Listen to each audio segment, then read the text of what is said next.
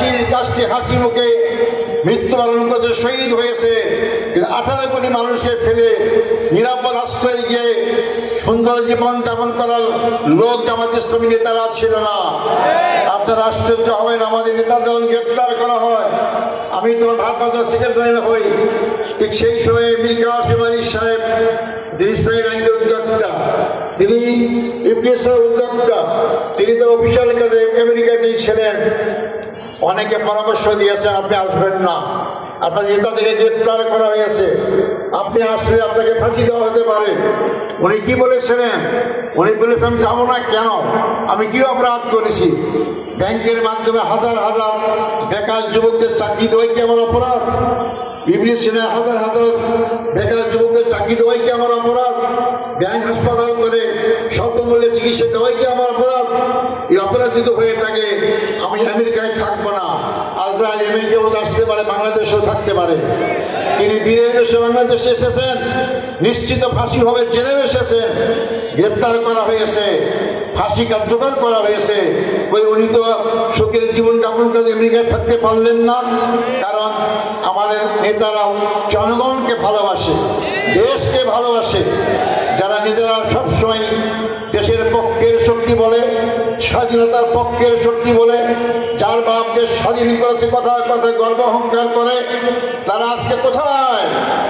তারা শুধু তাদের হাজার হাজার কর্মীকে ফেলে দিয়েই নয়, 18 কোটি মানুষকে অনিরাপদ রেখে স্বাচ্ছন্দ্য জীবন যাপন করার পাশের দেশে আশ্রয় নিয়েছে। আজকে সেখান থেকে দেশে অন্তর্ঘাতমূলক কর্মকাণ্ডের মাধ্যমে দেশকে অস্থির করার চেষ্টা করা হচ্ছে। যারা দেশ ছেড়ে পালিয়ে যায়, জনগণকে রেখে পালিয়ে যায়, আর যাই হোক তারা দেশের পক্ষের শক্তি হতে পারে না। দেশের জনগণের জন্য ফাঁসির কাছে ঝুলতে রাজি হয়, তারাই সত্যিকার দেশ প্রেমিক, তারাই দেশের জনগণের বন্ধু, এবং তাদের দ্বারাই দেশের জনগণের উপকার হতে পারে। তাই সংগ্রামী ভাই বন্ধুগণ, আমাদের সময় এসেছে পরিবর্তনের। এই পরিবর্তনকে স্থায়ী যদি করতে হয়, মানব রচিত আইন থেকে আমাদের বেরিয়ে আসতে হবে। আইন যে মানুষের কোনো কল্যাণ হতে পারে না। 55 বছরই শুধু নয়, পৃথিবীর যেখানেই মানব রচিত আইনটা পরিচালিত হয়েছে, সমাজের গোষ্ঠীকয় মানুষ সুখ শান্তি পেয়েছে, আপামার জনসাধারণ সুখ শান্তি পায়নি। তাই আমরা চাই বাংলাদেশে আগামী দিনের জন্য আমরা ইসলাম পক্ষের শক্তি, জনগণের দোয়ায়, আল্লাহর দোয়ায় আমরা ওই দায়িত্ব পালন করতে পারি, সুযোগ পাই। তাই প্রথমেই আমরা দুর্নীতিমুক্ত সমাজ কায়েম করব, দুর্নীতিমুক্ত রাষ্ট্র কায়েম করব। বাংলাদেশের সবচেয়ে বড় সমস্যা, আমাদের দেশের বড় সমস্যা দুর্নীতি। আমার দেশের সম্পদের কোনো অভাব নয়, আমার দেশে অভাব সব নেতৃত্বের। আমরা যারা দেশ চালিয়েছি, দেশ চালাতে চাই, তাদের মধ্যে সততা নাই। তারা নিজেদের আখের গুছায়, নিজেদের সম্পদ দেশেই না বিদেশে পাচার করে। আমার দেশ গরিব নয়, 54 বছর গরিব করে রাখা হয়েছে আমার দেশকে।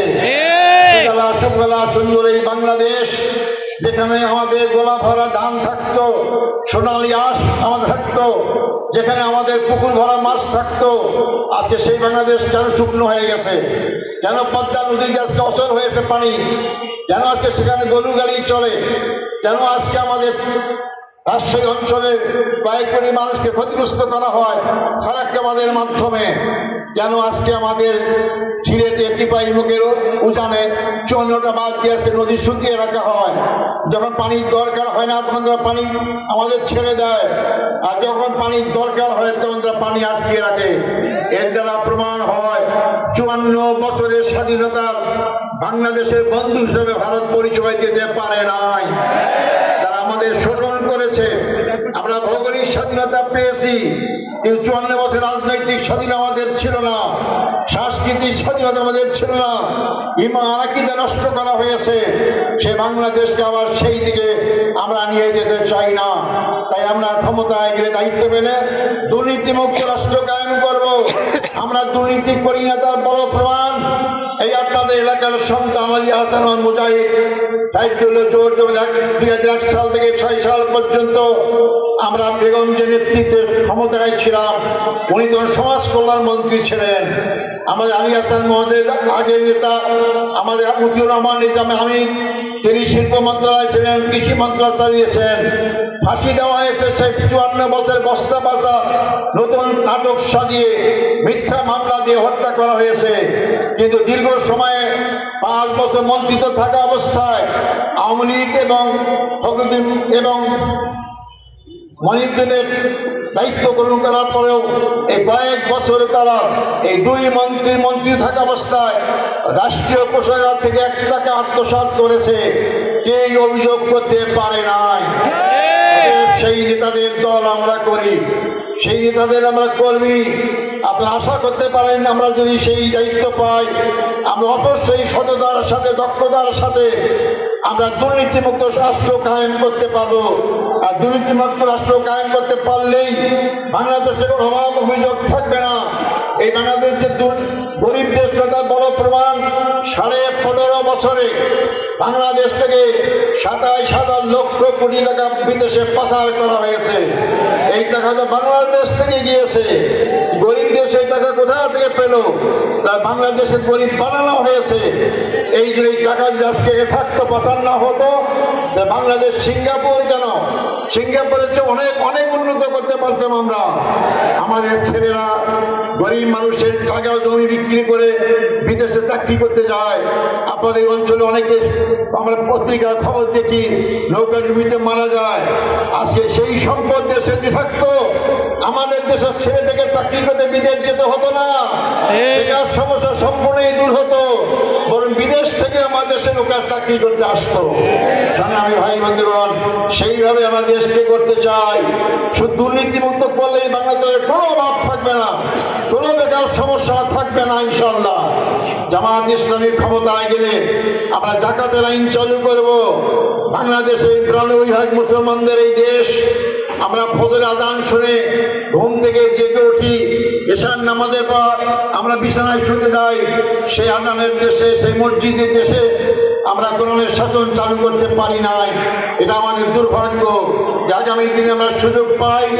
জাকাতের আইন চালু করলে আমরা হিসাব করে দেখেছি প্রতি বছর ব্যাংক থেকে 50,000 কোটি টাকা জাকাত আদায় হতে পারে। এ টাকা যদি আদায় করা যায় 3 থেকে 5 বছরের মধ্যে বাংলাদেশে জাকাত খাওয়ার লোক খুঁজে পাওয়া যাবে না ইনশাআল্লাহ। জামাত ইসলামী অন্য ইসলামী দলের সাথে ঐক্য হয়ে আমরা কাজ করার চেষ্টা করছি। ভাই সাহেব বন্ধুগণ, আমি আপনাদেরকে বলতে চাই, আমরা যখন এই কথাগুলো বলি তখন সচেতন কিছু ব্যক্তি ইসলামকে জামাতকে সহ্য করতে পারে না। তারা বলে বেড়ায় 2টা কথা। একটা বলে যে এই জামাত ক্ষমতাকে নারীর কোনো স্বাধীনতা থাকবে না, তাদেরকে বোরখা পড়তে হবে, চাকরি করতে দেওয়া হবে না। সম্পূর্ণ মিথ্যা কথা। বর্তমান আমি এই জামাত ডাক্তার শফিক রহমানের স্ত্রী, তিনি একজন ডাক্তার, একটি মেডিকেল কলেজ চালান, একটি মেডিকেল হাসপাতাল চালান। উনি কি ঘরে বসেই চালান? অফিসে গিয়েই চালান। আমাদের শহীদ আব্দুল রহমান তাহের, তার স্ত্রী একজন প্রফেসর, ডাক্তার প্রফেসর, তিনি হাসপাতালে চাকরি করেন।